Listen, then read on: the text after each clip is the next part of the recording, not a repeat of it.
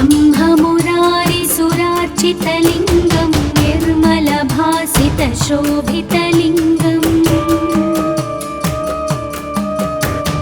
जन्मजदुःखविनाशकलिङ्गं तत्प्रणमामि सदा शिवलिङ्गम् देवमुनिप्रवरार्चितलिङ्गं कामदहनकरुणाकरलिङ्गम् रावणदर्पविनाशनलिङ्गं तत्प्रणमामि सदा शिवलिङ्गम् सर्वसुगन्धसुलेपितलिङ्गं बुद्धिविवर्धनकारणलिङ्गं सिद्धसुरासुरवन्दितलिङ्गं तत्प्रणमामि सदा शिवलिङ्गम् कनकमहामणिभूषितलिङ्गं फणिपतिवेष्टितशोभितलिङ्गम् दक्षसुयज्ञविनाशनलिङ्गं तत्प्रणमामि सदा शिवलिङ्गम् कुङ्कुमचन्दनलेपितलिङ्गं पङ्कजहारसुशोभितलिङ्गम् सञ्चितपापविनाशनलिङ्गं तत्प्रणमामि सदा शिवलिङ्गम्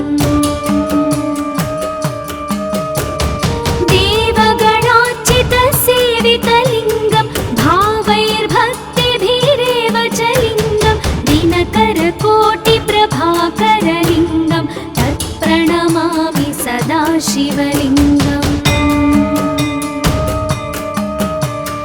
अष्टदलोपरिवेष्टितलिङ्गं सर्वसमुद्भवकारणलिङ्गम्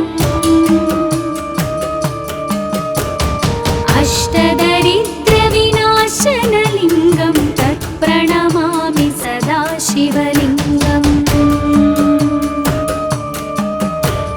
सुरगुरुसुरवरपूजितलिङ्गं सुरवनपुष्पसदार्चितलिङ्गम् परात्परं परमात्मकलिङ्गं तत्प्रणमामि सदा शिवलिङ्गम् तत्प्रणमामि सदा शिवलिङ्गम्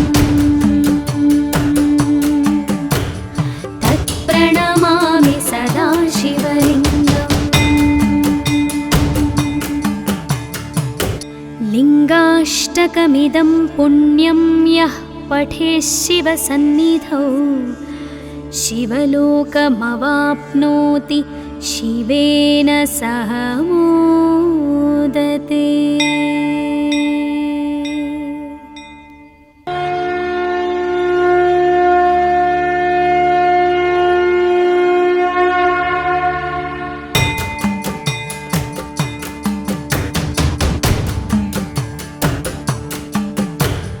ब्रह्ममुरारिसुरार्चितलिङ्गं निर्मलभासितशोभितलिङ्गम्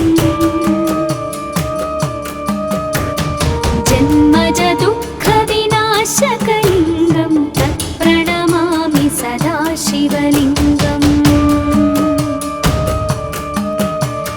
देवमुनिप्रवरार्चितलिङ्गं कामदहनकरुणाकरलिङ्गम् रावणदर्पविनाशनलिङ्गं तत्प्रणमामि सदा शिवलिङ्गम्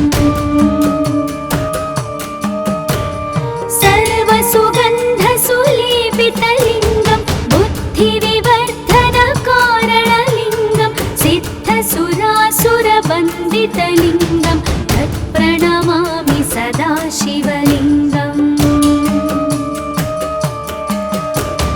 कनकमहामणिभूषितलिङ्गं फणिपतिवेष्टितशोभितलिङ्गम्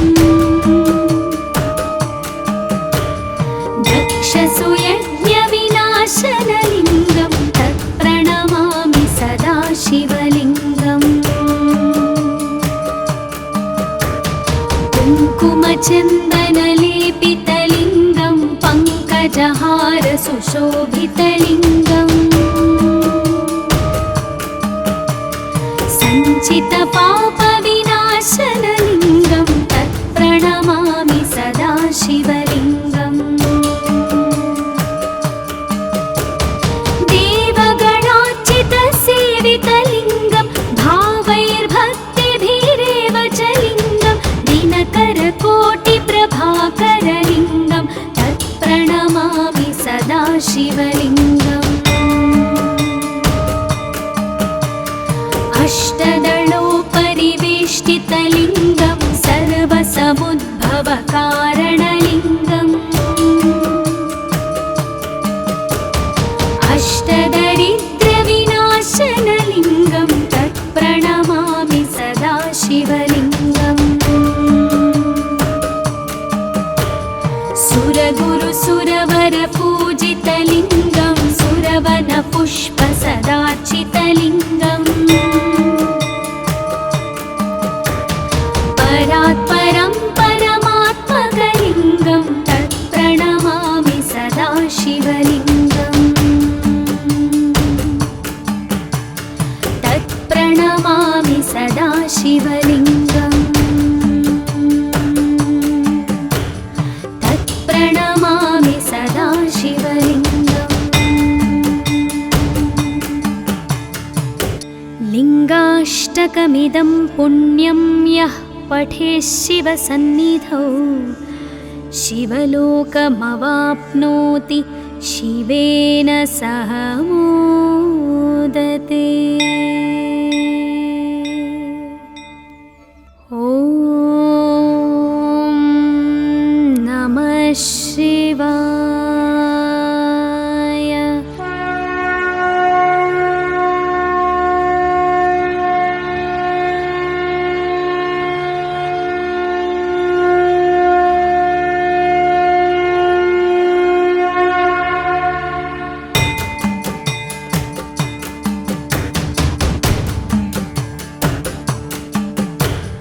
ब्रह्ममुरारिसुरार्चितलिङ्गं निर्मलभासितशोभितलिङ्गम्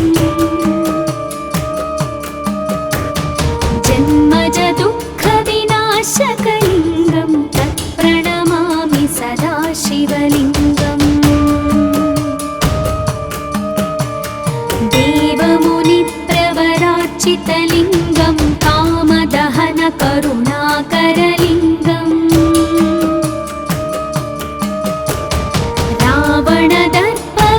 रावणदर्पविनाशनलिङ्गं तत्प्रणमामि सदा शिवलिङ्गम् सर्वसुगन्धसुलेपितलिङ्गं बुद्धिविवर्धनकारणलिङ्गं सिद्धसुरासुरवन्दितलिङ्गं तत्प्रणमामि सदा शिवलिङ्गम् कनकमहामणिभूषितलिङ्गं फणिपतिवेष्टितशोभितलिङ्गम् दक्षसुयज्ञविनाशनलिङ्गं तत्प्रणमामि सदा शिवलिङ्गम् कुङ्कुमचन्दनलेपितलिङ्गं पङ्कजहार सुशोभितलिङ्गम् सञ्चितपापविनाशनलिङ्गं तत्प्रणमामि सदा शिवलिङ्गम् देवगणार्चितसेवितलिङ्गं भावैर्भक्तिभिरेव च लिङ्गं दिनकरकोटिप्रभाकरलिङ्गं तत्प्रणमामि सदा शिवलिङ्गम्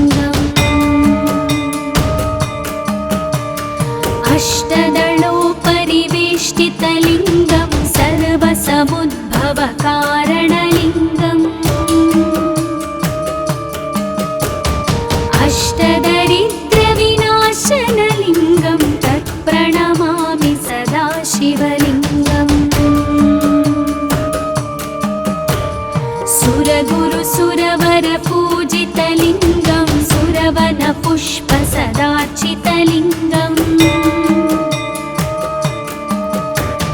परात्परं परमात्मकलिङ्गं तत्प्रणमामि सदा शिवलिङ्गम् तत्प्रणमामि सदा शिवलिङ्गम् तत्प्रणमामि सदा शिवलिङ्गम् लिङ्गाष्टकमिदं पुण्यं यः पठेत् शिवसन्निधौ शिवलोकमवाप्नोति शिवेन सह मोदते। ॐ नमः शिवाय।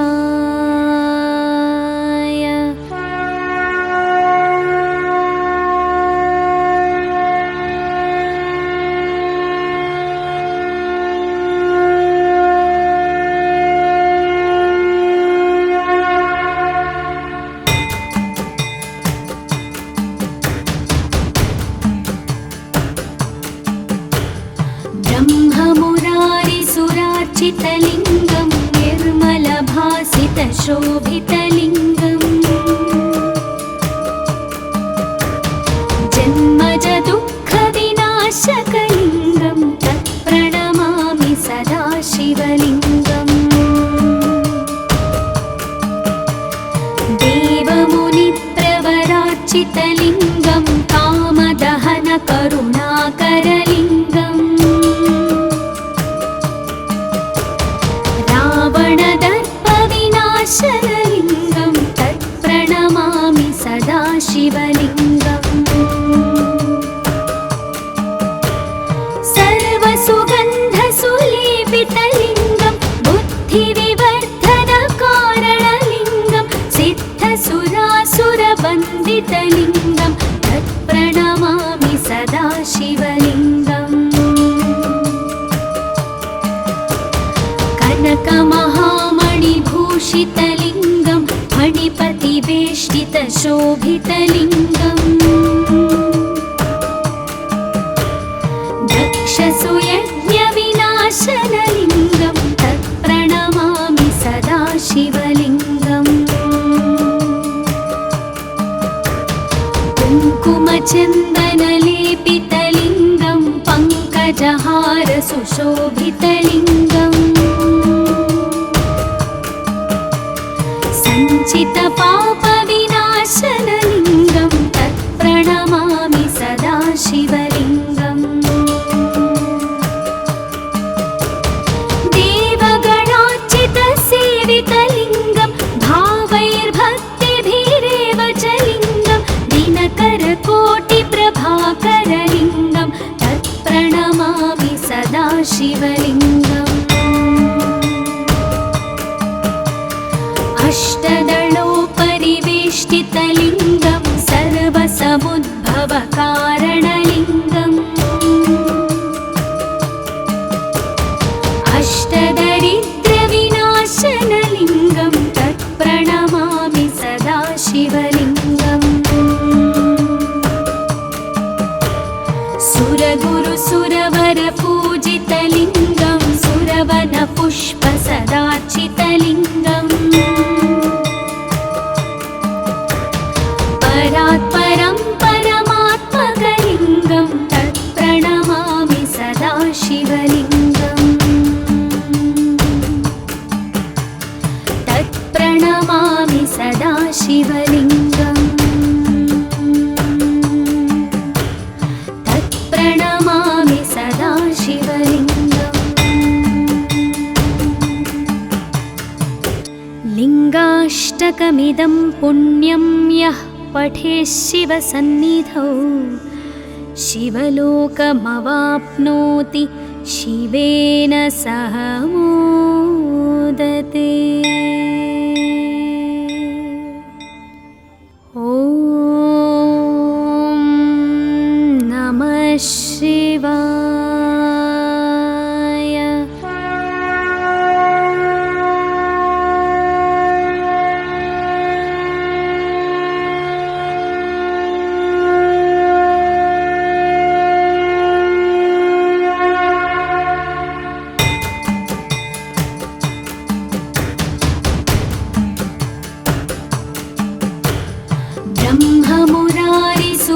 पराच्चितलिङ्गं निर्मलभासितशोभितलिङ्गम् जन्मजदुःखविनाशकलिङ्गं तत्प्रणमामि सदा शिवलिङ्गम् देवमुनिप्रवराच्चितलिङ्गं कामदहनकरुणाकरलिङ्गम् रावणदर्पविनाशनलिङ्गं तत्प्रणमामि सदा शिवलिङ्गम् सर्वसुगन्धसुलेपितलिङ्गं बुद्धिविवर्धनकारणलिङ्गं सिद्धसुरासुरवन्दितलिङ्गं तत्प्रणमामि सदा शिवलिङ्गम् कनकमहामणिभूषितलिङ्गं फणिपतिवेष्टितशोभितलिङ्गम् दक्षसुयज्ञविनाशनलिङ्गं तत्प्रणमामि सदा शिवलिङ्गम् कुङ्कुमचन्दनलेपितलिङ्गं पङ्कजहारसुशोभितलिङ्गम् सञ्चितपापविनाशनलिङ्गं तत्प्रणमामि सदा शिवलिङ्गम् देवगणार्चितसेवितलिङ्गं भावैर्भक्तिभिरेव च लिङ्गं दिनकरकोटिप्रभाकरलिङ्गं तत्प्रणमामि सदा शिवलिङ्गम् अष्टदलोपरिवेष्टितलिङ्गं सर्वसमुद्भवकारणलिङ्गम् अष्टदरिद्रविनाशनलिङ्गं तत्प्रणमामि सदा शिवलिङ्गम् सुरगुरुसुरवरपूजितलिङ्गं सुरवनपुष्पसदार्चितलिङ्गम् परात्परं परमात्मकलिङ्गं तत्प्रणमामि सदा शिवलिङ्गम् तत्प्रणमामि सदा शिवलिङ्गम् तत्प्रणमामि सदा शिवलिङ्गम् लिङ्गाष्टकमिदं पुण्यं यः पठेत् शिवसन्निधौ शिवलोकमवाप्नोति शिवेन सह मोदते। ॐ नमः शिवाय।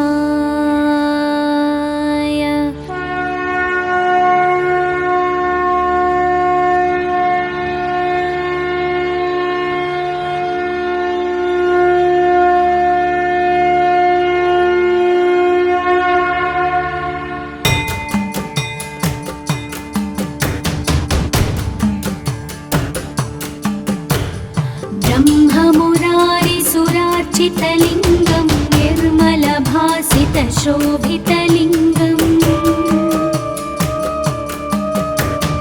जन्मजदुःखविनाशकलिङ्गं तत्प्रणमामि सदा शिवलिङ्गम् देवमुनिप्रवरार्चितलिङ्गं कामदहनकरुणाकरलिङ्गम् रावणदर्पविनाशनलिङ्गं तत्प्रणमामि सदा शिवलिङ्गम् सर्वसुगन्धसुलेपितलिङ्गं बुद्धिविवर्धनकारणलिङ्गं सिद्धसुरासुरवन्दितलिङ्गं तत्प्रणमामि सदा शिवलिङ्गम् कनकमहामणिभूषितलिङ्गं फणिपतिवे परिवेष्टितशोभितलिङ्गम् दक्षसुयज्ञविनाशनलिङ्गं तत्प्रणमामि सदा शिवलिङ्गम् कुङ्कुमचन्दनलेपितलिङ्गं पङ्कजहारसुशोभितलिङ्गम् सञ्चितपापविनाशनलिङ्गं तत्प्रणमामि सदा शिवलिङ्गम्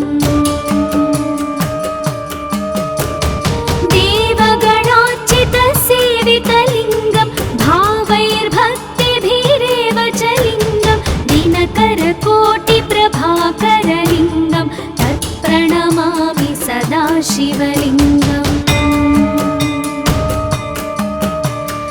अष्टदलोपरिवेष्टितलिङ्गं सर्वसमुद्भवकारणलिङ्गम्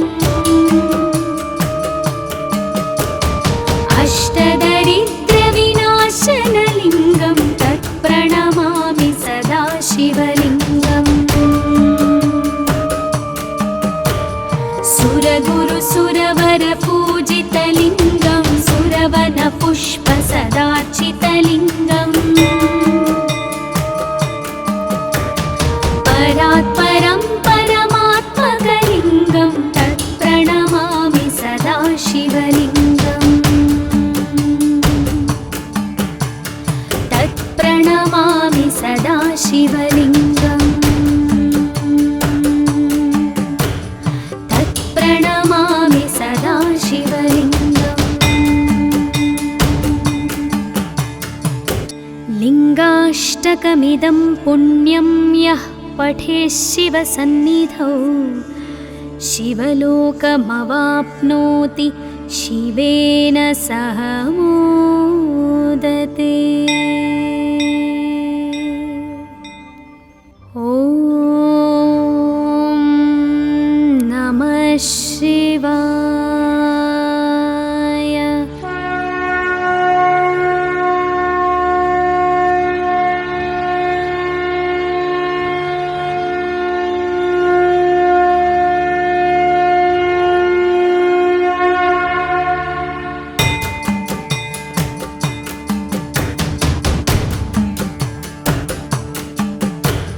ब्रह्ममुरारिसुरार्चितलिङ्गं निर्मलभासितशोभितलिङ्गम्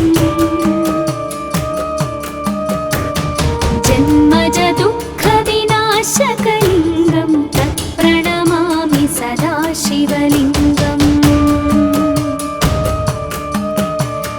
देवमुनिप्रवरार्चितलिङ्गं कामदहनकरुणाकरलिङ्गम्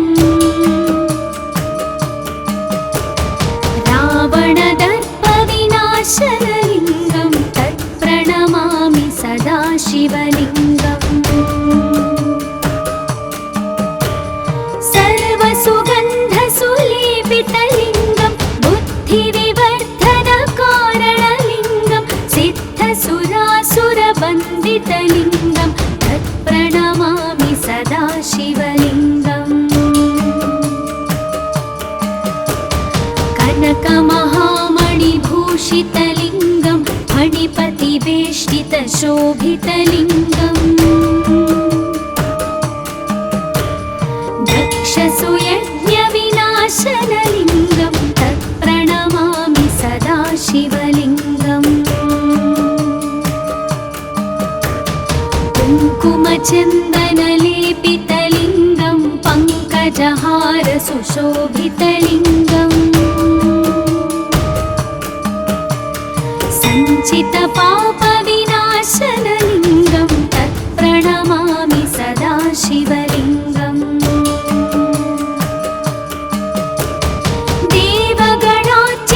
देवगणार्चितसेवितलिङ्गं भावैर्भक्तिभिरेव च लिङ्गं दिनकरकोटिप्रभाकरलिङ्गं तत्प्रणमामि सदा शिवलिङ्गम् अष्टदलोपरिवेष्टितलिङ्गं सर्वसमुद्भवकारणलिङ्गम्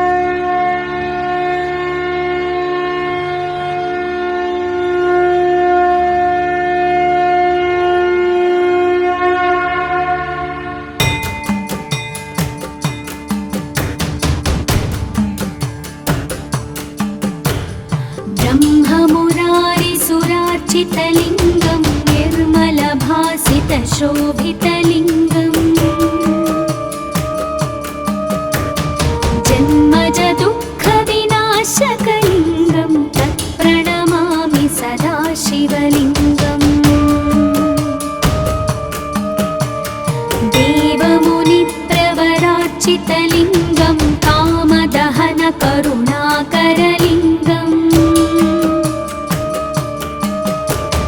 रावणदर्पविनाशनलिङ्गं तत्प्रणमामि सदा शिवलिङ्गम्